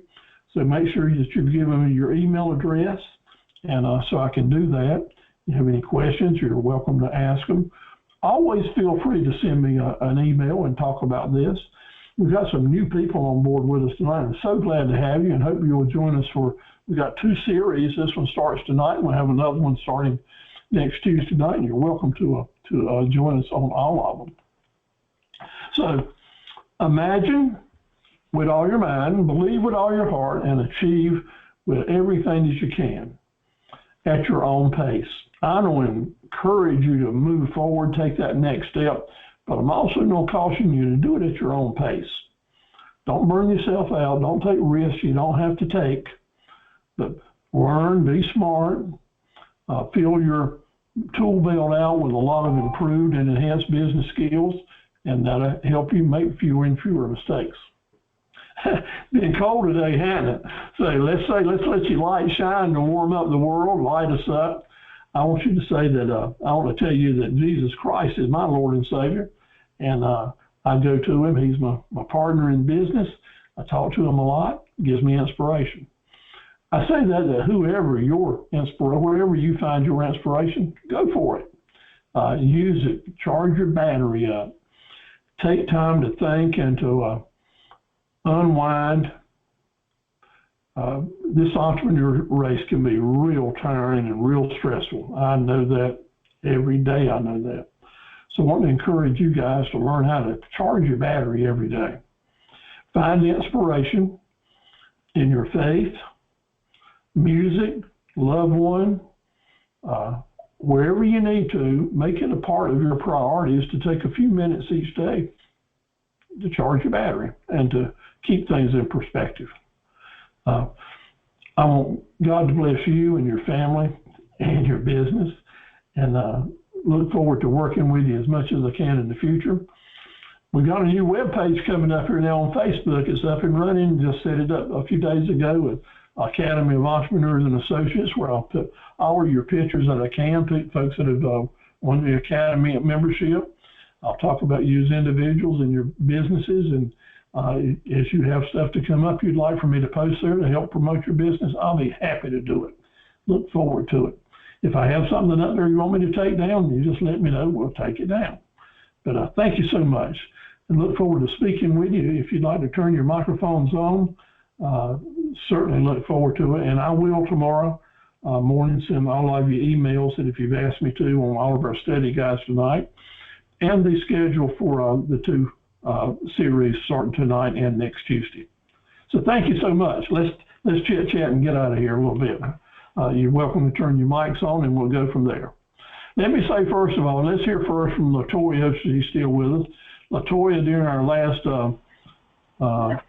7 weeks, has put in a world of work in getting her dream business started, and so proud of you, and was able to award you the first in class of our last semester. So congratulations, LaToya. Thank you so much. I appreciate it. All right, and I look forward to seeing things go forward for you.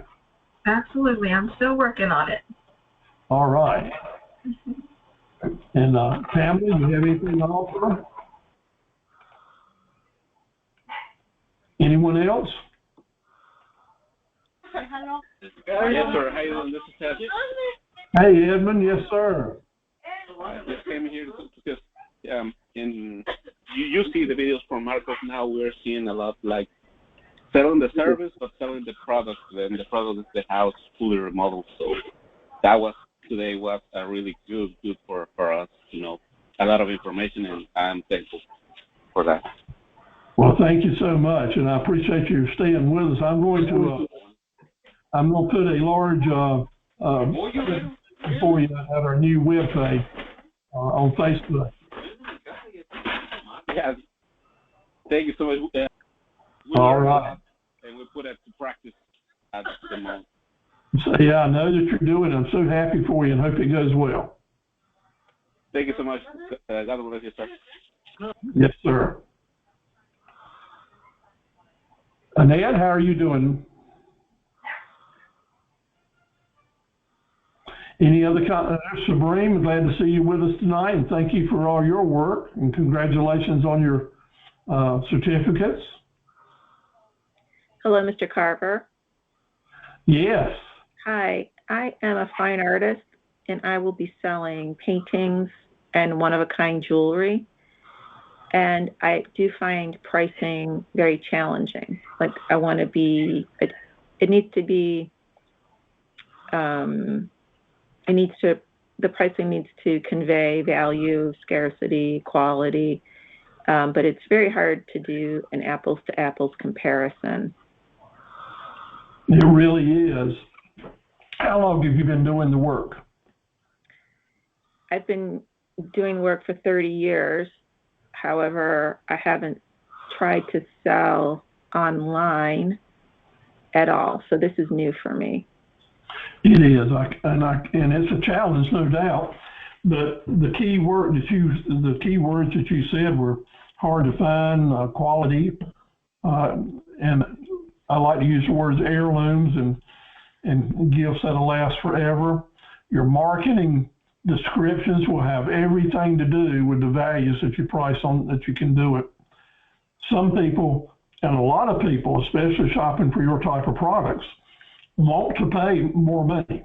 It's not that they are not looking for something cheap. They're looking for the best value, because the person that's buying that kind of gift is going to take great pleasure in letting the person they're giving it to know that it costs a lot of money.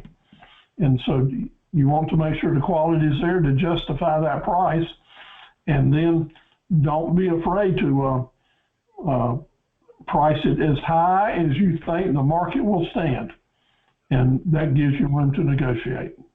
And if I price it at a certain point, I need to be consistent across platforms, because I don't want to price in such a way that it will negatively reflect on my future sales or give the buyer the indication that they overpaid for that item. Very good point. In your business, you need to study that, but still price it as high as you think the market will stand, and then hang in there with it. The person that feels like they overpaid, you need to keep some type of confidentiality on your business, and encourage people to negotiate with you privately, so that you're not posting or telling anyone else that low dollar price that you took. Right. Does that make sense for you? It does. Like the advertised sale price at $13,800.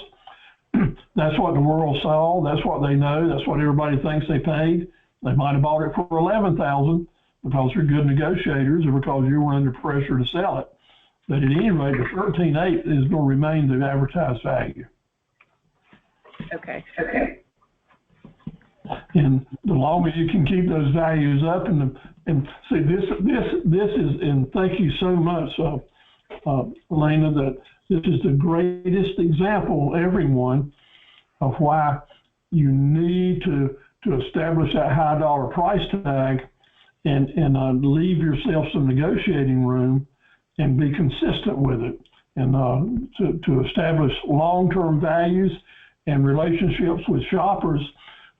Maybe you've got, especially Elena, you may have wholesalers that want to do business with you. And indeed, it's going to be important that you have that high price tag on there for them to make you a wholesale offer that you can take and feel good about. And the state of it, but somewhere in your marketing, you need to have that message there that wholesale offers are welcome. And when you put that there, you don't get a flood of people that's not in the wholesale business, but just going to use that as an example to negotiate. And hey, that's wonderful. That's not a bad thing. You want the people not to say it's not take it or leave it. It's I want to talk to this person and see what I can do. How do you do that on a fine art site? I think a lot of people are not necessarily aware that some negotiating can happen, but how do you convey that to someone who is visiting your site for the first time? Like, you don't want to come right out and say, you know, or a best offer, or give me a call and we'll talk about it. Like, how do you word it so you don't lose those people? Great question, and it reinforces what we said earlier. It's the small statements, like includes tax or includes shipping or wholesale offers welcome. It's not the sometimes it's not how you. Sometimes it's the way you just give a hint that you're open to that. But I agree, you don't want to put in there or best offer. That would be a negative thing to say. But you give the hints that let's talk about it, or special considerations considered, layaway plans available, and just we can go on and think about the different ways, but that will make it happen without you saying, make me a low ball offer, I'll take it. Right. We don't want to go there. And how do you work in the risk of people returning products to you, and the cost of just the whole cost of doing that, and then also trying to retain that customer if they're returning an item? Well, again, you stay consistent, and that like in my business, I post online, and on every quotation and invoice that I send out, I have a link to my website where I specify the return options and the warranty options. And I'll be glad to share copies of that with you. So you set the bar and then you stay with it. You can always make adjustments if you feel the need to do it. But I feel real good about no returns, no refunds. And that's the place we start, and that's the place I try to stay. And then since I established that policy maybe 6-7 years ago, I've only had to make 1 or 2 exceptions, and that's a pretty good record. And we're selling close to $1 million worth of product a year. Okay, great. But drop me a note or in chat. We're going to be on a few more minutes in chat if you can. For me to send you those disclaimers related to no refunds, no returns. Will do. And I'll give you a good place to start. Those are great questions. Thank you. That's why we like to have the recorded sessions and talk about things. Any other comments? Yes, I have one. Okay. The challenge that I'm having now, I have never had priced myself as me doing a one-on-one. I'm good at doing my group tours and trips, no matter where we go. I'm good at that. But now I'm doing one-on-one. I don't know how to really price myself, because I never had before. Because I always just do straight out trips and, group trips, I should say. Not, me helping somebody else set their tours up and for couple tours. Anything along that line, like a one-on-one consultation with me. Well, have you got a menu of the different types of services that you're giving or offering or products? Yeah, I'm working on that now. Most of my tours right now, I'm getting ready to put out for 2024. They are group tours, majority of group tours to start off with. I'm adding in the consultation and letting the people know that I am doing one-on-one or set up anything that they want to take the trips, even if it's a couple or anniversaries or anything along that line. I'm doing that now, setting it up on my website and stuff now. And I would like to know about that refund policy too, even though I always never did no refunds. Yeah, and I'm related to selling products. And refunds, when you're doing services or contracts, will be a little different, but I'll be glad to give that some consideration. But anyone that's doing that in business that has a website that's been around a while, they will have a place at their website, just like you should, and everyone else that's listening should have a place at your website that gives into refunds, warranty, and returns. And you go ahead and set the policy in advance, and then first of all, because you've got that policy already set and it's in print, that is 99% of the reason that you won't have to deal with it anymore. If you do not have a policy that's stated, people will ask for everything, and they will recognize that you don't have a policy and ask for the world when it may or may not deserve it. Because I just finished my policy. That was a challenge too. I ain't gonna tell you no tale, but that was a challenge. But it's up there now. So I'm working on pricing myself, the one-on-one consultations and stuff like that. I'm having a challenge of doing that. I'm talking to other folks that can help me, but I'm asking for everybody's different opinions on that. I understand. And that's really important that you do that. But again, posting that policy, putting it in print at your on your letters and your quotations, having a link that someone can always go to when someone comes up and wants to ask for a refund or a return. You've got grounds to stand on if you gave them advance information about what your policy is. Excuse me. For how I go about pricing myself. I don't need to see a menu of what you're offering, then maybe I can give you some examples. I'm not really understanding what you're saying about what you're offering, so give me more information on that. All right. Do you want me, when I complete it, want me to just send you an email of, because I'm almost finished my website, so I'm going to email it to you. I'm going to shoot you the, I send you my email, my website and stuff, but I'm almost finished that. That is almost coming to an end because I am using the payment center that you can find on Square. I am using that. Well, that's good.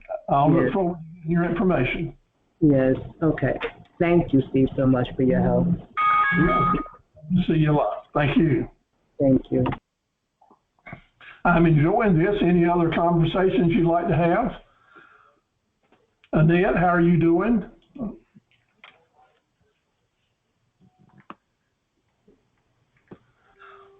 I'm doing good. How about you, Steve? I'm all right, and I appreciate you hanging with us, and look forward to you telling me you're ready to start taking on some virtual bookkeeping accounts. We're working. I got some stuff I got to get sent out to you too. So we're working on some things. That sounds good. Thank you so much. You're welcome. Perdita, how are you tonight? I will appreciate you joining us. Where are you located? I'm actually located in New Bern, North Carolina. Fantastic. Good. I appreciate you joining us tonight. Is this your first webinar? This is my first webinar, and I was saying that I would love to join the Academy. Fantastic. Well, you're always welcome, and I'll send you some information tomorrow to help you join in. Wonderful, wonderful. When you send out some one-on-one, because I do one-on-one consultation as well. I was listening to Ms. Jackson, and yes, I'm going to need some information on that as well. I'll be glad to. What type of business are you into or thinking about starting? Well, right now, my business name, one of my business names is McDuffie Hair, Skin, and Scalp, where I did with hair loss, massages, and esthetician work. I understand. That's great. Okay. Well, I'll look forward to sending you lots of information, and we'll talk about it. And you're in New Bern. That's a great town to be in. Yes, sir. I love it. All righty. Well, good night, and God bless you. Take care. All right. God bless you as well.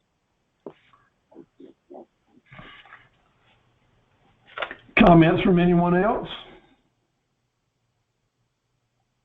Well, stay warm. It's supposed to be cold tomorrow. We're going to take some plants in tonight because expecting a freeze here in Dunn. And then it's supposed to warm up a little over the weekend, but it looks like we're going to be wearing sweaters and long sleeves from now on out. So y'all take care. Look forward to seeing you next Wednesday night in this series, or next Tuesday night as well, when we start a new one. And hope you have a great weekend. So take care, and we'll see you soon.